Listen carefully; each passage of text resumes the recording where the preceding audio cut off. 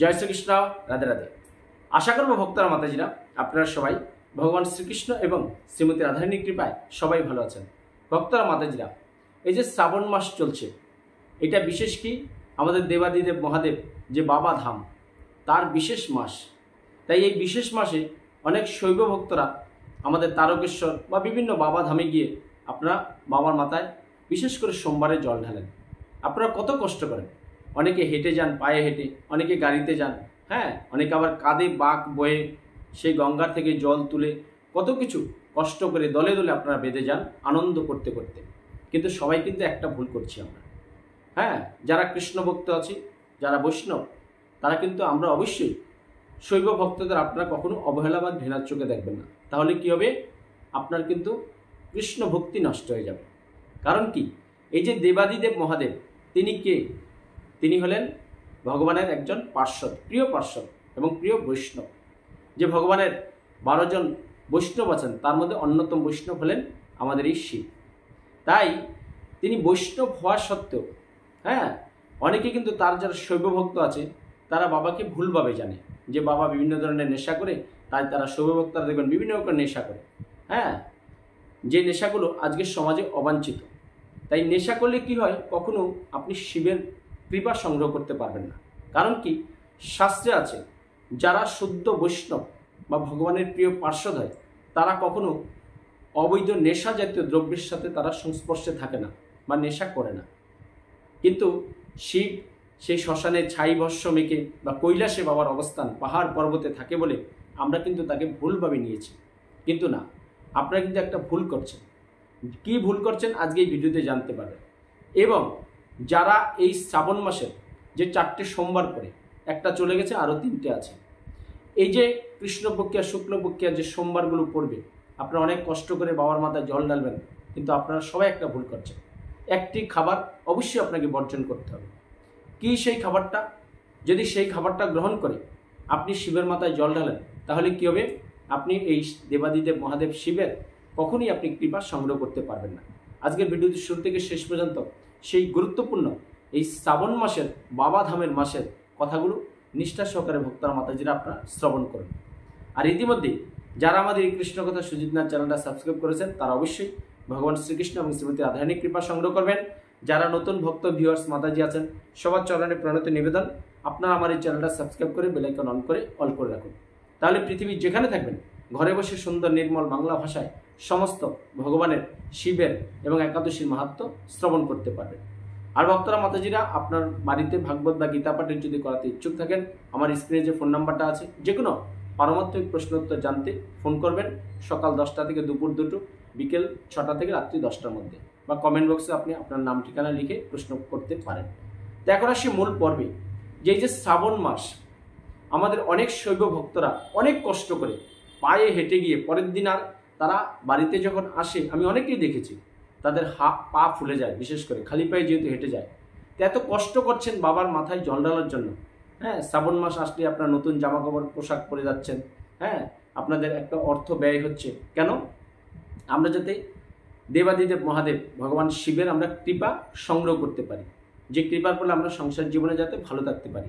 কিন্তু সেই কৃপা সংগ্রহ করতে কি হয়, সবাই কিন্তু আমরা একটা ভুল করছি। আমরা কি করছি, যে আমরা নেশাজাতীয় দ্রব্য সেবন করছি যেতে যেতে রাস্তায়। তারপর আমরা আমিষ আহার গ্রহণ করছি, মদ, বিড়ি, পান, সিগারেট অনেক কিছু খাচ্ছি। কিন্তু দেবাদিদেব মহাদেব বলে পরম বৈষ্ণব। আপনি যখন পরম বৈষ্ণবের কৃপা পেতে চাইবেন, পরম বৈষ্ণবের মাথায় বা শিবলিঙ্গে আপনি যখন জল ঢালবেন বা অভিষেক করাবেন বা দুধ দিয়ে স্নান করাবেন, তখন কি হবে, আপনার শরীরটাকে শুদ্ধ করতে হবে। যারা কৃষ্ণ ভক্ত আছেন বা যারা নিরামিষ আহার গ্রহণ করেন তাদের জন্য নয়, কিন্তু যারা আমিষ আহার গ্রহণ করে, এই শ্রাবণ মাসে 4টে সোমবার, একটা চলে গেছে, আরও 3টে আছে, এই বাকি 3টে সোমবারে যে বাবার মাথায় তারকেশ্বর বা বিভিন্ন ধামে গিয়ে যে জল ঢালবেন, তাহলে কিন্তু আপনাদের অপরাধ হবে। তাই যারা আমিষ আহার গ্রহণ করেন, যারা মাছ, মাংস, ডিম বা বিভিন্ন নেশাদ্রব্যগ্রস্ত এখনও ছাড়তে পারছেন না, তারা কি করবেন, অবশ্যই চেষ্টা করবেন 3 দিন বাবার মাথায় যেদিন জল ঢালবেন তার আগের দিন, জল ঢালার পরের দিন এবং জল ঢালার দিন অবশ্যই আপনি সমস্ত প্রকার নেশাজাতীয় দ্রব্য আপনাকে বর্জন করতে হবে এবং আমিষ আহার বর্জন করতে হবে। তবেই কিন্তু আপনারা দেবাদিদেব শিবের মাথায় জল ঢাললে ভগবান শিব আপনাদেরকে কৃপাবশত করবে। না হলে কিন্তু আপনি এত কষ্ট করে, হ্যাঁ, ব্যারাকপুর শেওড়াফুলি দিয়ে হেঁটে তারপরে গঙ্গা পেরিয়ে আবার হাঁটবেন, হ্যাঁ, এই যে অনেক ঘন্টা কষ্ট করে যাবেন, অনেকে কাঁধে বাঁক নিয়ে জল তুলবেন গঙ্গা থেকে, সেই পিতলের কলসি, হ্যাঁ, বড় বড় বাঁক নিয়ে এত কষ্ট করে হেঁটে যাবেন, তাহলে কী হবে? হিতে বিপরীত আপনারা কিন্তু দেবাদিদেব মহাদেবের কোনো কৃপাই সংগ্রহ করতে পারবেন না। আপনি এই যে না ঘুমিয়ে না খেয়ে এই যে কষ্ট করে গেলেন, হ্যাঁ, অনেক দূর থেকে, অনেকে তারকেশ্বর চুঙার মধ্যে জল ঢালেন, বাবার মাথায় গেল ঠিকই, কিন্তু আপনি কিন্তু বাবার কৃপা সংগ্রহ করতে পারবেন না যদি আপনি নেশাজাতীয় দ্রব্য গ্রহণ করেন আর আমিষ আহার গ্রহণ করেন। তাহলে কি করতে হবে?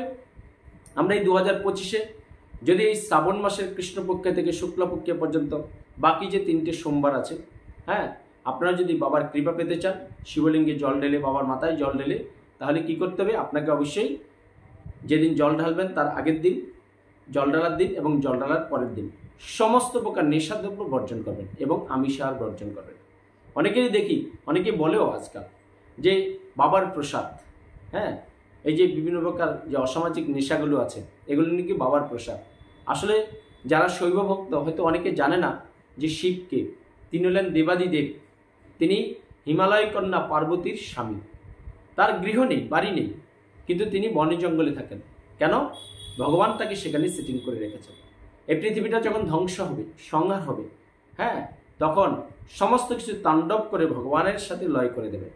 এই জন্য ভগবানের যে পরাশক্তি থেকে দেবাদিদেব শিবকে অমর করে রেখেছেন ভক্তরা মাতাজিরা। হ্যাঁ, কেদারনাথে ভগবান সবসময় জাগ্রত থাকে। তাই আমরা যদি 2025 শ্রাবণ মাসে দেবাদিদেব মহাদেব ভগবান শিবের কৃপা সংগ্রহ করতে চাই, তো অবশ্যই আমরা সমস্ত প্রকার নেশা বর্জন করে, আমিষ আহার বর্জন করে আমরা জল ঢালবো, ভগবানের কৃপা সংগ্রহ করব। এবং আমরা পায়ে হেঁটে না যেতে পারি, আমরা গাড়ি করে যাব, কোনো অসুবিধা নেই। তাতে আপনার মূল লক্ষ্য ঠিক থাকতে হবে, নিজেকে আগে শুদ্ধ করতে হবে, এই দেহটাকে শুদ্ধ করতে হবে। কারণ শাস্ত্রে বলেছে আহার শুদ্ধ তো দেহ শুদ্ধ, দেহ শুদ্ধ তো আত্মা শুদ্ধ, আত্মা শুদ্ধ তো সর্বশুদ্ধ। যার খাবার দাবার ঠিক নেই, তার দেহ, আত্মা, তার পূজা ভগবান বা শিবের বা বৈষ্ণবদের উদ্দেশ্যে কখনো শুদ্ধ হতে পারে না। তাই নিজেকে আগে শুদ্ধ করুন। এই শ্রাবণ মাসে বাবার মাথায় জল ঢেলে বাবার কৃপা সংগ্রহ করুন। সবাই ভালো থাকুন, সুস্থ থাকুন। আজকের ভিডিওটা আপনি সবার মধ্যে, বন্ধু বান্ধব, আত্মীয় স্বজন সবার মধ্যে শেয়ার করে দিন। কারণ অনেকেই জানে না, অনেকেই যাচ্ছে, আমি চারিপাশে দেখছি বিভিন্ন প্রকার নেশাগ্রস্ত হয়ে তারা শিবের মাথায় গিয়ে জল ঢালছে। আসলে কি হচ্ছে? কলির প্রভাব। কলিযুগে কি আমরা শাস্ত্রে পেয়েছি যে অধর্ম সংস্থাপন হচ্ছে। আপনারা ঢালতে যাচ্ছেন দেবাদিদেব মহাদেব শিবের মাথায়, যে পরম বৈষ্ণব, তার মাথায় জল ঢালতে, তার কৃপা পেতে, কিন্তু আপনি নিজে শুদ্ধ হচ্ছেন না। তাহলে কী করে আপনি কৃপা পাবেন? যার কারণে আমরা প্রত্যেক বছরই যাচ্ছি বাবার কৃপা পাওয়ার জন্য, কিন্তু আসলে কি হচ্ছে? আমরা খালি হাতে আসতে হচ্ছে ভক্তরা মাতাজির। তাই আসুন না, এই হৃদয় কৃষ্ণ চেতনা কৃষ্ণ ভাবনায় জাগ্রত হয়ে শ্রাবণ মাসে যখন আপনি ইচ্ছা মনোকামনা, অনেকে মনে আপনার আশা জাগে, বা অনেকে আপনার এই মানত করে যে আমার এই ফলটা হলে বা আমার ছেলের শরীর ভালো হলে আমি তারকেশ্বর গিয়ে জল ঢালবো। অনেকে এরকম মানত করে, আপনি মানত করুন, কোনো অসুবিধা নেই। কারণ শিব ভগবান শ্রীকৃষ্ণের প্রিয় বৈষ্ণব, বৈষ্ণবের মাথায় জল ঢালুন। অবশ্যই আপনি নিরামিষ এবং সমস্ত নেশাজাতীয় দ্রব্য বর্জন করে, আমিষ আহার বর্জন করে নিরামিষ খান, হ্যাঁ, বা কৃষ্ণপ্রসাদ খান, আপনি জল ঢালুন, ভগবান শিবের কৃপা সংগ্রহ করতে পারবেন। তাই সবাই ভালো থাকুন, সুস্থ থাকুন, চোখ রাখুন আমাদের এই কৃষ্ণ কথা সুজিত নাথ চ্যানেলে। পরিশেষ আমার সাথে বলুন, জয় শ্রীকৃষ্ণ, রাধে রাধে। জয় শ্রীকৃষ্ণ, রাধে রাধে।